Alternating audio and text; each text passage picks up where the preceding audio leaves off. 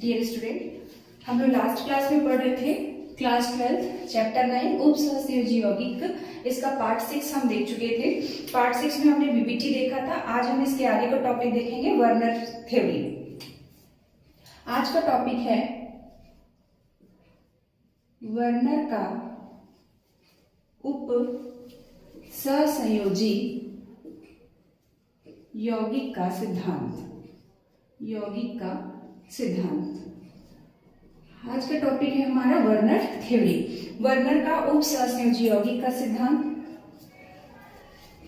Werner इसको 1893 में Werner ने दिया था।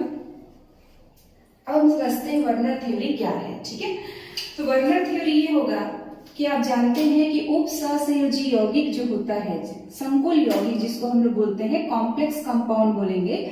उपसहसंयोजी यौगिक दो भाग से मिलकर बना होगा। एक रहेगा इसका सेंट्रल मेटल एटम रहता है और दूसरा रहेगा लिगेंड।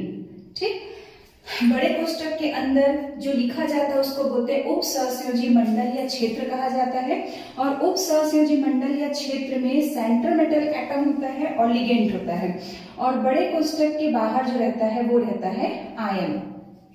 आयन एलएचएस में भी हो सकता है, आयन एलएचएस में भी हो सकता है, आयन आरएचएस में भी हो सकता है। तो संकुल यौगिक में इतने भाग हमने देखा, सेंट्रल मेटल एटम, लिगेंड और आयन। तो सेंट्रल मेटल एटम जो रहता है उसकी दो प्रकार की संयोजकता रहती है। यहाँ पे हमको इस थ्योरी में यही चीज बताया गया है कि इसका सेंट्रल मेटल एटम जो रहेगा इसकी दो प्रकार की संयोजकता होती है। CMA सेंट्रल मेटल एटम की दो प्रकार की संयोजकता होती है। इसकी दो प्रकार की वैलेंसी होती है, संयोजकता होती है। पहला होता है प्राइमरी वैलेंसी। फर्स्ट होता है इसकी प्राथमिक संयोजकता। प्राथमिक संयोजकता जिसको बोलते हैं प्राइमरी वैलेंसी। और दूसरा होता है द्वितीयक संयोजकता। किसी भी केंद्रीय धातु आयन की दो प्रकार की संयोजकता होती है, प्राथमिक संयोजकता और द्वितीयक संयोजकता। इसको हम बोलते हैं सेकेंडरी वैलेंसी। तो प्राइमरी वैलेंसी और दूसरा हो जाएगा सेकेंडरी वैलेंसी। चलिए अब हम समझते हैं कि आखिर प्राइमरी वैलेंसी और सेकेंडरी वैलेंसी क्या है। तो जो प्राइमरी वैलेंसी होती है, प्राइमरी वैलेंसी जो होती है ये होता है आयन। ये आयनीकृत होती है।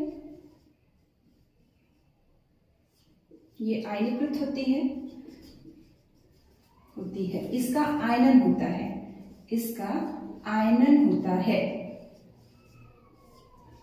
होता है। तो प्राइमरी वैलेंसी आपको देखने के लिए देखना है यहाँ पर नंबर ऑफ आयंस। तो प्राइमरी वैलेंसी जो होता है वो आयनीकृत होती है, इसका आयनन होता है। तो यहाँ पर प्राइमरी वैलेंसी देखने के लिए आपको देखना है आयन की संख्या। दूसरा होता है सेकेंडरी वैलेंसी। जो सेकेंडरी वैलेंसी होती है, और जो प्राइमरी वैलेंसी होती है ये सेंट्रल मेटल एटम का CMI का ऑक्सीडेशन नंबर होता है। ऑक्सीडेशन नंबर के बराबर होता है। प्राइमरी वैलेंसी जो होती है वो आयनीकृत होती है, अर्थात इसका आयनन होता है। और यह सेंट्रल मेटल एटम के ऑक्सीडेशन नंबर के क्या होता है, बराबर होता है। और जो सेकेंडरी वैलेंसी होती है यह लिगेंडों की संख्या होती है। ये जो होगा वो होगा लिगेंडों की संख्या, कि यहाँ पर सेंट्रल मेटल एटम कितने लिगेंडों से घिरा होता है। और यह अनआयनित होती है। प्राइमरी वैलेंसी आयनित होती है और यह अनआयनित होती है। तो जो सेकेंडरी वैलेंसी होगा वो सेंट्रल मेटल एटम के कोऑर्डिनेशन नंबर के बराबर होगा। प्राइमरी वैलेंसी ऑक्सीडेशन नंबर के बराबर होगा, तो सेकेंडरी वैलेंसी जो रहेगा वो कोऑर्डिनेशन नंबर उपसहसंयोजी संख्या के बराबर होता है। पहली बात आपको क्लियर हो गई, बराबर होता है। ठीक है, फिर से एक बार देखते हैं। जो वर्नर ने एक सिद्धांत दिया था, वर्नर का उपसहसंयोजी यौगिक का सिद्धांत। इस सिद्धांत के कारण ही वर्नर को उपसहसंयोजी यौगिक का जनक कहा जाता है। इन्होंने इसको 1893 में दिया था। तो सेंट्रल मेटल एटम जो रहेगा, केंद्रीय धातु आयन की दो प्रकार की संयोजकता होती है। पहली होती है प्राइमरी वैलेंसी और दूसरी होती है सेकेंडरी सेकेंडरी वैलेंसी। जो प्राइमरी वैलेंसी होती है वो आयनित होती है और जो सेकेंडरी वैलेंसी होती है वो अनआयनित होती है। प्राइमरी वैलेंसी में हम लोग आयन की संख्या को देखते हैं और सेकेंडरी वैलेंसी में हम लोग लिगेंडों की संख्या को देखते हैं। प्राइमरी वैलेंसी जो रहता है वह सेंट्रल मेटल एटम के ऑक्सीडेशन नंबर के बराबर होता है और जो सेकेंडरी वैलेंसी होता है वह सेंट्रल मेटल एटम के कोऑर्डिनेशन नंबर के बराबर होता है। चलिए पहले हम एक एग्जांपल से इसको समझते हैं, फिर इसकी हम थ्योरी देखते हैं। तो हम देख रहे थे कि मेटल दो तरीके से इलेक्ट्रॉन देने वाले ग्रुप से जुड़ सकता है। इलेक्ट्रॉन देने वाले ग्रुप से जुड़ सकता है। Metal means centre metal atom. तो सेंटर मेटल एटम जो रहेगा, मेटल दो तरीके से इलेक्ट्रॉन देने वाले ग्रुप से जुड़ सकता है। पहला रहेगा प्राइमरी वैलेंसी और दूसरा रहेगा सेकेंडरी वैलेंसी। अभी हमने बताया कि प्राइमरी वैलेंसी और सेकेंडरी वैलेंसी क्या है। दूसरा रहेगा मेटल के पास दो तरीके की वैलेंसी होती है, प्राइमरी वैलेंसी और सेकेंडरी वैलेंसी। नेक्स्ट हम देखते हैं कि जो प्राइमरी वैलेंसी होती है, प्राइमरी वैलेंसी दिशात्मक नहीं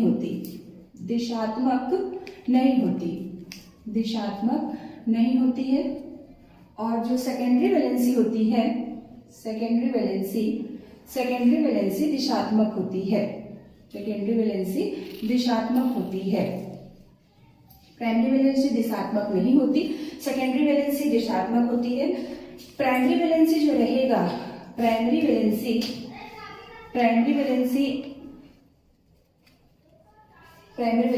आयनित हो जाती है। अभी हमने बताया आयनित होती है। और सेकेंडरी वैलेंसी आयनित नहीं होती है। अभी हम आप इसकी थ्योरी लिखवा देंगे। आयनित नहीं होती है। नेक्स्ट है जो प्राइमरी वैलेंसी होती है, ये आपको ध्यान देना है यहाँ पर कि जो प्राइमरी वैलेंसी होती है इसको टूटी हुई रेखा से दर्शाते हैं, डॉटेड लाइन से दर्शाते हैं, बिंदुकित रेखा से दर्शाते हैं। तो प्राइमरी वैलेंसी को डॉटेड लाइन से अर्थात बिंदुकित रेखा से दर्शाते हैं। जबकि जो सेकेंडरी वैलेंसी होती है, इसको फुल लाइन से, सॉलिड लाइन से इसको दर्शाते हैं। इसको डॉटेड लाइन से दर्शाएंगे तो इसको पूर्ण रेखा से दर्शाते हैं। इसको पूर्ण रेखा मीन्स सॉलिड लाइन से इसको दर्शाते हैं और इसको डॉटेड लाइन से दर्शाते हैं। अच्छे से आप समझ लीजिए, फिर हम इसका एग्जांपल देखेंगे। जो मेटल होता है वो दो तरीके से इलेक्ट्रॉन देने वाले ग्रुप से जुड़ सकता है, प्राइमरी वैलेंसी और सेकेंडरी वैलेंसी। अभी हमने आपको बताया कि प्राइमरी वैलेंसी क्या होगी, आयन को हम प्राइमरी वैलेंसी बोलेंगे, जो मेटल के ऑक्सीडेशन नंबर के बराबर होती है। और जो सेकेंडरी वैलेंसी होती है यह लिगेंडों की संख्या होती है, अर्थात यह सेंट्रल मेटल एटम के कोऑर्डिनेशन नंबर के बराबर होती है। नेक्स्ट आप याद रखेंगे कि कोऑर्डिनेशन नंबर किसी भी मेटल का क्या होता है, फिक्स्ड होता है, उसमें परिवर्तन नहीं होता है। और प्राइमरी वैलेंसी क्या हो सकती है, चेंज हो सकती है। प्राइमरी वैलेंसी दिशात्मक नहीं होती है, सेकेंडरी वैलेंसी दिशात्मक होती है। प्राइमरी वैलेंसी आयनित होती है जबकि सेकेंडरी वैलेंसी आयनित नहीं होती।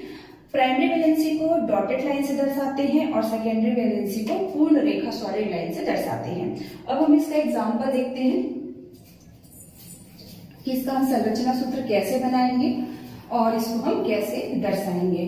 ठीक है, यहाँ पर हमने एग्जांपल लिया कोबाल्टिक क्लोराइड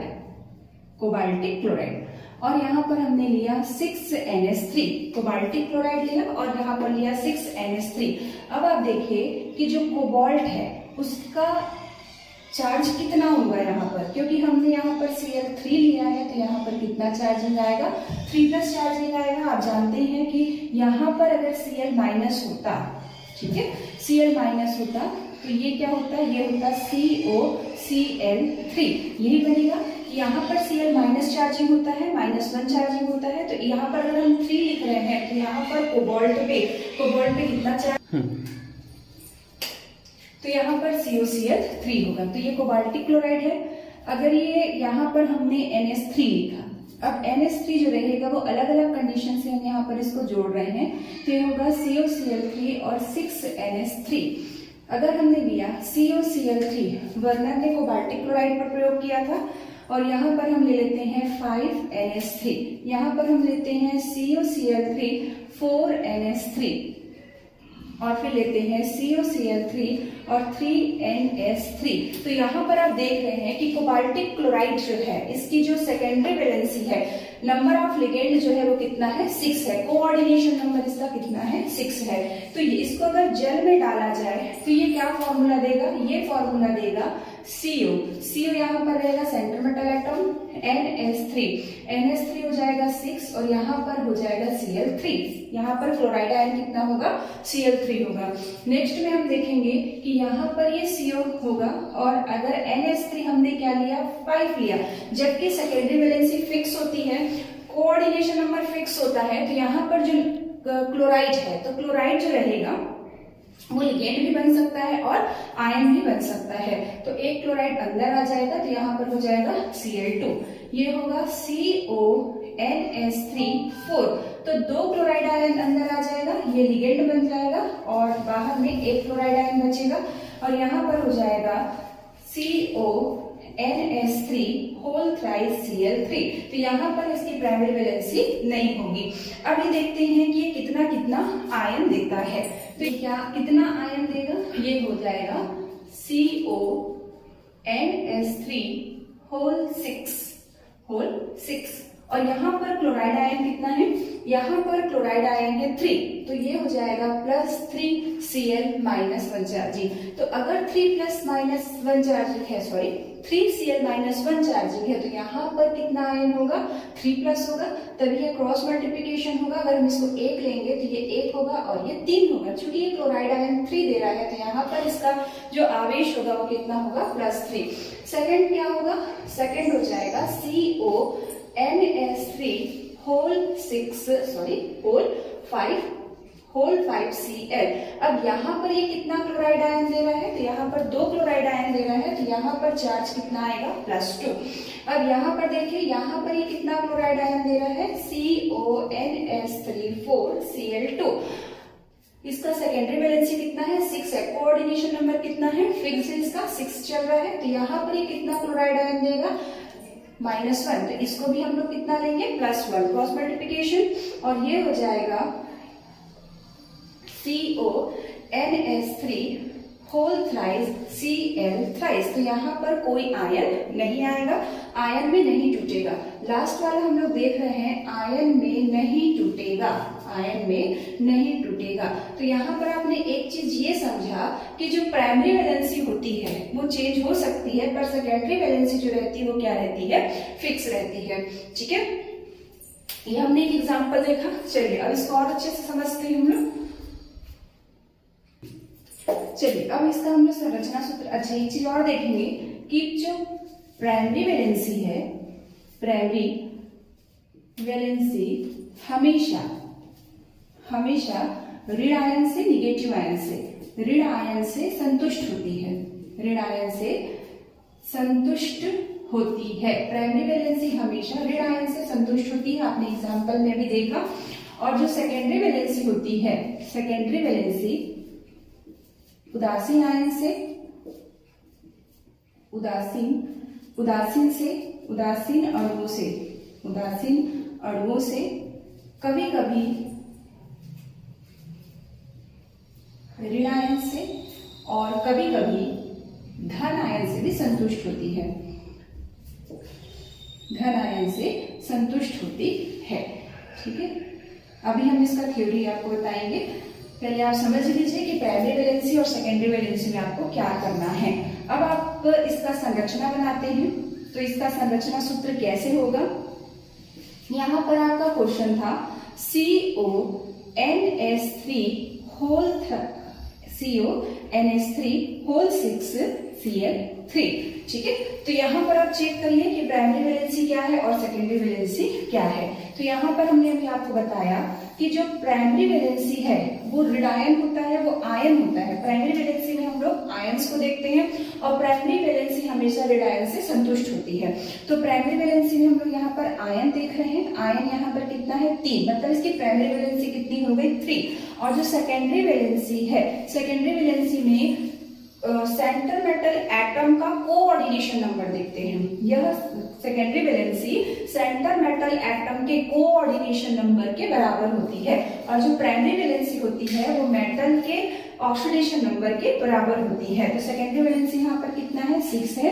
अगर आप इसका ऑक्सीडेशन नंबर भी निकालेंगे, CO का ऑक्सीडेशन नंबर आप यहाँ पर निकालेंगे तो ऑक्सीडेशन नंबर जो रहेगा वो कितना आएगा +3। तो आपने देखा कि जो प्राइमरी वैलेंसी है वह सेंटर मेटल एटम के कोऑर्डिनेशन नंबर के बराबर होती है और यहाँ पर CO का हम लोग क्या देखते हैं, CO का कोऑर्डिनेशन नंबर, CO का कोऑर्डिनेशन नंबर समन्वयन संख्या। तो कोऑर्डिनेशन नंबर कितना है 6 है।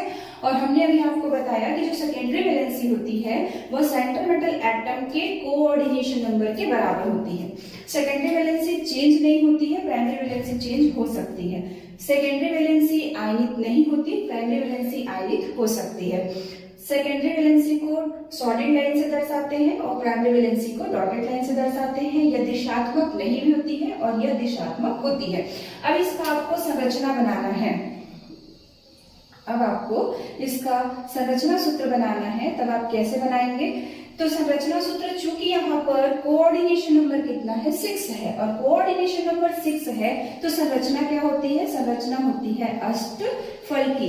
कोऑर्डिनेशन नंबर 6 होने पर संरचना क्या होती है अष्टफल की। तो अष्टफल की स्ट्रक्चर कैसे बनेगा कि बीच में सेंटर एटम आएगा 1 2 3 4 5 6, ये हो जाएगा नंबर ऑफ लिगेंड्स। तो नंबर ऑफ लिगेंड्स हो गया NH3 NH3 NH3 NH3 NH3 और ये हो जाएगा NH3। नाइट्रोजन लोन पेयर दे रहा है इसको, आप ऐसा बता सकते हैं। और तो ये हो गया, ये दिशात्मक होती है, ये ऑक्टाहेड्रल स्ट्रक्चर है। अब आपको प्राइमरी वैलेंसी शो करना है। तो प्राइमरी वैलेंसी दिशात्मक नहीं होती है और इसको डॉटेड लाइन से दर्शाते हैं। तो आप इसको कहीं भी ऐसा बना सकते हैं डॉटेड लाइन से। ये Cl हो जाएगा, ये Cl हो जाएगा और ये हो जाएगा Cl। डॉटेड लाइन से इसको दर्शाएंगे प्राइमरी वैलेंसी को। तो ये हो गया इसका संरचना सूत्र। तो ये आपने संरचना सूत्र देखा कि प्राइमरी वैलेंसी जो रहेगी वह दिशात्मक नहीं होती है, कहीं भी डायरेक्शन में हमने इसको दिखाया। और दूसरा, इसको डॉटेड लाइन से शो करते हैं। और जो सेकेंडरी वैलेंसी होती है वो दिशात्मक होती है और इसको सॉलिड लाइन से दर्शाते हैं। चलिए और बनाते हैं, इसमें हम लोग सेकंड स्ट्रक्चर बना के देखते हैं। तो ये हो जाएगा सेकंड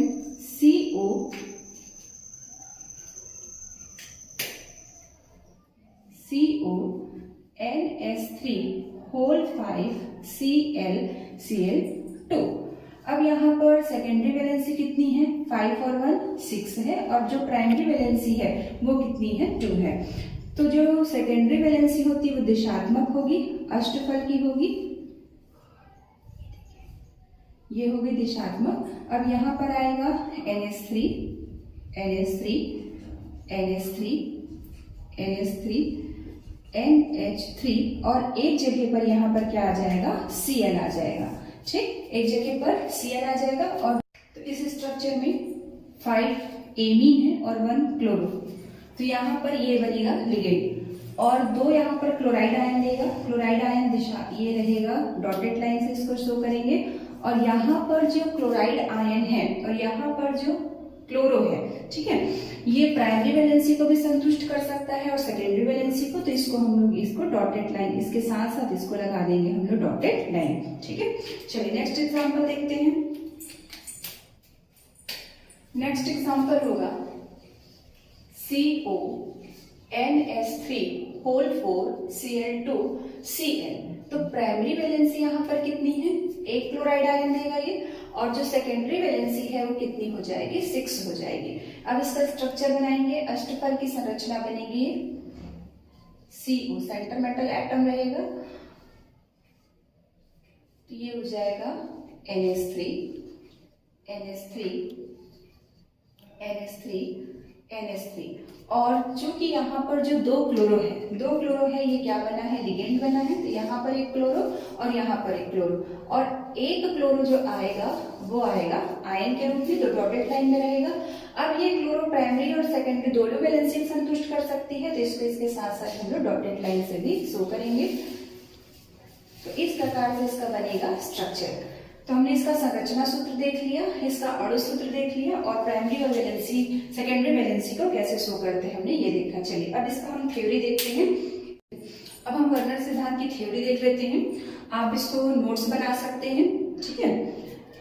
तो ये होगा कि अल्फ्रेड वर्नर ने 1893 में उप सहसंयोजकों में आबंध को स्पष्ट करने के लिए वर्नर का सिद्धांत दिया, और इसी कारण वर्नर को उप सहसंयोजी रसायन विज्ञान का जनक कहा जाता है। इस सिद्धांत के प्रमुख बिंदु निम्न हैं। फर्स्ट, उप सहसंयोजी यौगिकों में CMI सेंट्रल मेटल आयन, केंद्रीय धातु आयन या केंद्रीय धातु परमाणु की दो प्रकार की वैलेंसी होती है। प्राथमिक संयोजकता प्राइमरी वैलेंसी जिसको हम PV से शो करेंगे, और द्वितीय संयोजकता सेकेंडरी वैलेंसी जिसको हम SV से शो करेंगे। प्राइमरी वैलेंसी आयनिक होती है जबकि सेकेंडरी वैलेंसी अनआयनिक होती है। सेंट्रल मेटल आयन में प्राइमरी व सेकेंडरी वैलेंसी दोनों प्रकार की संयोजकताओं को संतुष्ट करने की प्रवृत्ति होती है। नेक्स्ट है primary valency central metal ion की ऑक्सीकरण संख्या के बराबर होती है, यह अधिशात्मक तथा आयनिक होती है। प्राइमरी वैलेंसी हमेशा ऋण आयनों से संतुष्ट होती है। अभी हमने इसके पहले आपको एग्जांपल देके बताया था कि जो प्राइमरी वैलेंसी रहेगा वो सेंट्रल मेटल एटम के ऑक्सीडेशन नंबर के बराबर रहेगा, अधिशात्मक रहेगा और आयनिक होता है, जबकि secondary valency central metal ion के उप सहसंयोजन संख्या समन्वयन संख्या के बराबर होती है, अनआयनिक होती है। सेकेंडरी वैलेंसी उदासीन अणुओं से, ऋण आयनों से और कभी कभी धन आयनों से संतुष्ट होती है। प्राइमरी वैलेंसी को डॉटेड लाइन से दर्शाते हैं, और जबकि सेकेंडरी वैलेंसी को सॉलिड लाइन पूर्ण रेखा से प्रदर्शित करते हैं। चलिए आगे के इसके नोट्स देखते हैं। चलिए आगे देखते हैं। इसके बाद हम लोग देखते हैं संकुल लवण की ज्यामिति। सेकेंडरी वैलेंसी के दिशात्मक गुण के कारण त्रिविम में निश्चित दिशाओं में ये स्थित होते हैं। हमने पहले बताया कि सेकेंडरी वैलेंसी क्या होती है, दिशात्मक होती है, अर्थात इनकी निश्चित ज्यामितीय व्यवस्था होती है। जैसे कोऑर्डिनेशन नंबर 6, और कोऑर्डिनेशन नंबर 6 की ज्यामिति कैसे रहेगी, अष्टफल की, ऑक्टाहेड्रल, और कोऑर्डिनेशन नंबर 4 है तो इसकी जो ज्यामिति रहेगी वो चतुष्फल की रहेगी, टेट्राहेड्रल या स्क्वायर पैनल। तो इस प्रकार से संरचना चतुष्फल की बनेगी और ये वर्ग समतली। नेक्स्ट है प्रत्येक धातु आयन की सेकेंडरी वैलेंसी, अर्थात सेकेंडरी वैलेंसी मतलब कोऑर्डिनेशन नंबर निश्चित होता है। जैसे प्लैटिनम 4 Fe2 Fe3 Cr3 का कोऑर्डिनेशन नंबर 6 होगा, और Pg2 कॉपर 2 और Pd पैलेडियम 2 का कोऑर्डिनेशन नंबर 4 होगा। चलिए अब एक एग्जांपल देख लेते हैं। तो अभी हमने इसका थ्योरी देखा, आप इसका नोट्स बना सकते हैं और एक एग्जांपल देखते हैं। ये एग्जांपल हमने अभी कुछ देर पहले आपको और बताया था, अब आप देख लीजिए। CuCl3 कोबाल्टिक क्लोराइड 6 एमीन है, तो यहाँ पर कोऑर्डिनेशन नंबर 6 है। क्लोराइड आयन यहाँ पर कितना देगा, 3 देगा। यहाँ पर कोऑर्डिनेशन नंबर 6 है, 5 एमीन है और एक क्लोराइड आयन है। यहाँ पर 2 क्लोराइड आयन है और एक क्लोरोलिगेंट बना है, तो यहाँ पर क्लोराइड आयन ये 2 देगा और यहाँ पर क्लोराइड आयन ये 1 देगा। इसको बोलेंगे ल्यूटियो cobaltic chloride, ल्यूटियो cobaltic chloride, ल्यूटियो cobaltic chloride. ये होगा परप्यूरियो कोबाल्टिक क्लोराइड, और ये होगा प्रेशियो कोबाल्टिक क्लोराइड। तो इस तरीके से आपने देखा कि सेकेंडरी वैलेंसी इसकी निश्चित है, प्राइमरी वैलेंसी क्या हो रही है, चेंज हो रही है। अब स्ट्रक्चर हमने पहले ही आपको बताया था कि स्ट्रक्चर आपको बनाना है, जैसे इसका स्ट्रक्चर बनाना है अष्टफल की, क्योंकि कोऑर्डिनेशन नंबर कितना है, कोऑर्डिनेशन नंबर 6 है, तो 6 जो रहेगा वो इस तरीके से रहेगा। NH3 दिशात्मक होगा, सेकेंडरी वैलेंसी दिशात्मक होती है, अष्टफल की संरचना है, कोऑर्डिनेशन नंबर निश्चित है इसका, तो NH3 और 3 जो क्लोराइड आयन रहेंगे, जो आपका प्राइमरी वैलेंसी रहेगा वो इस तरीके से डॉटेड लाइन से इसको शो करेंगे। कहीं भी आप इसको बता सकते हैं, आप इसको ऐसे भी लिख सकते हैं या आप इसको ऐसे भी लिख सकते हैं, CO ये होगा +3 चार्जिंग और यहाँ पर आप लिख देंगे 3Cl माइनस चार्जिंग, यहाँ पर आएगा NH3। अब आप खुद बना के इसको प्रैक्टिस कर सकते हैं कि आपसे ये स्ट्रक्चर बनेगा कि नहीं। प्राइमरी वैलेंसी को डॉटेड लाइन से और सेकेंडरी वैलेंसी को फुल लाइन से शो करेंगे। सेकेंड अगर आपको स्ट्रक्चर बनाना है तो सेकेंड स्ट्रक्चर बनेगा, यहाँ पर CO हो जाएगा, ये हो जाएगा NH3, ये हो जाएगा NH3, ये होगा NH3, ये होगा आपका NH3, ये हो जाएगा NH3 और यहाँ पर एक जगह पर क्योंकि क्लोरो क्या बना हुआ है, लिगेंड बना हुआ है, तो ये आएगा Cl और एक क्लोरो ये डॉटेड लाइन से, एक क्लोरो ये डॉटेड लाइन से और ये जो क्लोरो है वो प्राइमरी और सेकेंडरी दोनों वैलेंसी संतुष्ट कर रहा है, तो आप इसको इस तरीके से बना सकते हैं। ठीक, और लास्ट वाला जो स्ट्रक्चर बनेगा, अगर आप इसका स्ट्रक्चर बनाएंगे तो यहाँ पर 1 2 3 4, ठीक 1 2 3 4 ये हो जाएगा NH3, तो इसको हम इस तरीके से बना सकते हैं NH3 ये 4 क्या हो गया NH3 है और 2 यहाँ पर जो क्लोरो है वो भी सेकेंडरी वैलेंसी के लिए है, तो इसको भी हम लोग फुल लाइन से शो करेंगे Cl और यहाँ पर क्लोराइड आयन कितना है, क्लोराइड आयन 1 है, तो इसको हम लोग एक डॉटेड लाइन से शो करेंगे और इसके साथ अब इसका डॉटेड लाइन करेंगे क्योंकि क्लोरो प्राइमरी और सेकेंडरी दोनों वैलेंसी को कंप्लीट कर रहा है। तो आपका ये जो कोऑर्डिनेशन कंपाउंड का वर्नर थ्योरी है ये कंप्लीट हुआ। अब एग्जाम में से क्वेश्चंस कैसे पूछे जाते हैं हम आपको एक क्वेश्चन एग्जांपल में दे रहे हैं। चलिए अब एक क्वेश्चन देखते हैं। COCl3 cobaltic chloride 6H2O 5H2O 4H2O 3H2O की अभिक्रिया AgNO3 से कराने पर क्रमशः 3210 सिल्वर क्लोराइड का अवशेष प्राप्त होता है, तो वर्नर के सिद्धांत के अनुसार इसकी संरचना और सूत्र दीजिए। तो सॉल्व करते हैं। COCl3 6H2O इसका सूत्र बनाना है और इसका संरचना देना है। इसकी अभिक्रिया AgNO3 से करानी है और AgNO3 से करानी है तो कितना AgCl प्राप्त होगा बोल रहा है 3AgCl प्राप्त होगा, तो 3AgCl प्राप्त होगा तो तीनों क्लोराइड आयन यहाँ से हटेंगे और क्लोराइड आयन यहाँ पर 3 वैलेंसी पर, कोबाल्ट है वो 3 वैलेंसी पर है और Cl जो कितना है -1, तो यहाँ पर क्या होगा Cl में -1 चार्जिंग होता है, NO3 में -1 चार्जिंग होता है। आपको तीनों क्लोराइड को यहाँ से क्या करना है, हटाना है और तीनों क्लोराइड को Ag के साथ और यहाँ पर NO3 को लाना है। तो अगर 3 क्लोराइड यहाँ पर से हटेगा तो NO3 कितना आएगा, यहाँ पर 3 आएगा।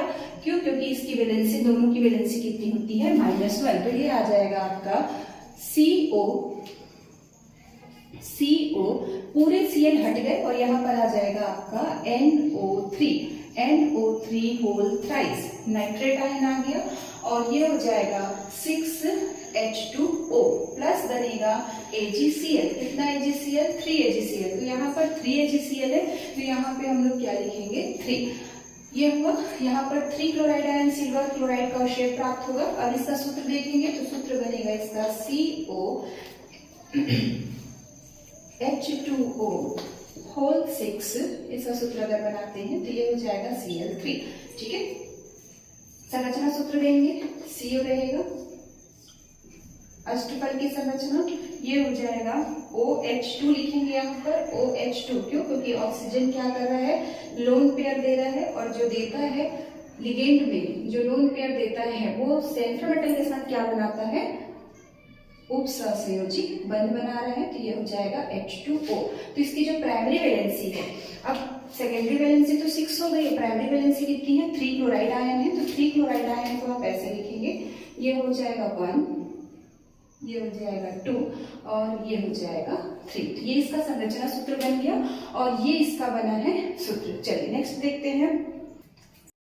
चलिए अब इसका देखते हैं। अभी हमने इसका देखा, अब ये है COCl3 5H2O AgNO3 से रिएक्शन करता है ये AgNO3 से, और कितना क्लोराइड आयन देगा, तो इसका ये हो जाएगा CO, 2 क्लोराइड आयन देगा। तो पहले आप AgCl कर दीजिए, और AgCl कितना देगा, 2 देगा। तो यहाँ पे से 2 क्लोरो को हटाना है, तो 1 क्लोरो बचेगा, और ये हो जाएगा NO3 होल ट्वाइस, 2 और 1 3, और यहाँ पर कितना H2O दिया हुआ है, 5 H2O दिया हुआ है। स्ट्रक्चर बनाएंगे, ये होगा COH2O होल 5 ClCl2। अब जल्दी से इसका स्ट्रक्चर बना लेते हैं। अब आप समझ ही गए होंगे इतने में कि इसका स्ट्रक्चर कैसे बनेगा। तो ये हो जाएगा H2O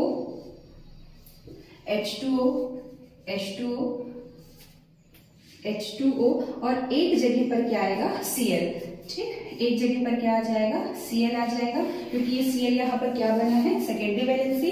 और जो 2 क्लोरो है डॉटेड लाइन से इसको हम लोग शो कर देंगे ऐसे, और ये जो रहेगा इसको ये प्राइमरी और सेकेंडरी वैलेंसी दोनों को शो कर रहा है। नेक्स्ट बोल रहा है COCl3 4H2O। अब यहाँ पर 4H2O है और 4, अच्छा इसके पहले इसको हम लोग बैलेंस करेंगे, तो यहाँ पर 2AgNO3 लगाएंगे, क्योंकि 2Ag का अवक्षेप दे रहा है।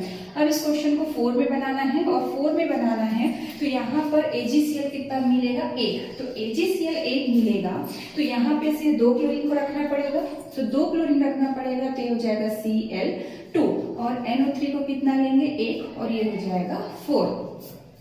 ये हो जाएगा 4, 2 क्लोरीन यहाँ पर लिगेंड के रूप में है, और यहाँ पर ये हो जाएगा Cl। तो इसमें से एक Cl को हटा देते हैं, यहाँ पर केवल एक ही जो Cl है वो प्राइमरी वैलेंसी को शो करेगा, और ये हो जाएगा Cl। तो 2 Cl जो रहेंगे वो लिगेंड के फॉर्म में भी है और आयन के फॉर्म में है, अर्थात ये प्राइमरी और सेकेंडरी दोनों वैलेंसी को संतुष्ट कर रहे हैं। तो इस तरीके से इसका क्वेश्चन कंप्लीट हो गया। अब बोल रहा है COCl3 3H2O। अब 3H2O बोल रहा है, तो यहाँ पर ये तीनों, क्योंकि कोऑर्डिनेशन नंबर इसका 6 हो जाएगा, तो क्या AgCl का अवक्षेप प्राप्त होगा, AgCl का अवक्षेप प्राप्त यहाँ पर नहीं होगा, क्योंकि अगर पूरा Cl निकल गया, और पूरा Cl अगर निकल जाता है तो यहाँ पर इसका सेकेंडरी वैलेंसी कम हो जाएगा, तो हम यहाँ पर लिखेंगे नो रिएक्शन। तो आप यहाँ पर देख रहे हैं कि इसमें AgCl का 0 अवक्षेप प्राप्त हो रहा है, और अगर इसका स्ट्रक्चर बनाना होगा तो आप इसका स्ट्रक्चर बना सकते हैं। ये हो जाएगा H2O होल थ्राइस Cl3। तो Cl3 में आप 3 जगह पर क्या करेंगे, अब यहाँ पर कोई प्राइमरी वैलेंसी नहीं है, यहाँ पर कोई भी प्राइमरी वैलेंसी नहीं है, Cl, और ये हो जाएगा H2O और H2O। तो H2O और ये हो जाएगा Cl। तो 1 2 3 Cl है और 1 2 3 यहाँ पर लिगेंड है। तो ये कंप्लीट हो गया, और ये प्राइमरी और सेकेंडरी दोनों वैलेंसी को संतुष्ट कर सकता है, इसलिए इसको आप डॉटेड लाइन से क्लोरीन को दिखा सकते हैं, क्योंकि ये दोनों को संतुष्ट करता है। तो ये आपका टॉपिक कंप्लीट हो गया। अगर इसका नेक्स्ट टॉपिक आपको पढ़ना है इस चैप्टर का, नेक्स्ट टॉपिक बस आपका अब बचा हुआ है CFT, क्रिस्टल फील्ड थ्योरी। इसका लास्ट टॉपिक है इस चैप्टर का। अगर आपको CFT पढ़ना है तो आप कमेंट्स में बताएंगे, ताकि हम इसके वीडियो अपलोड करें। Thank you.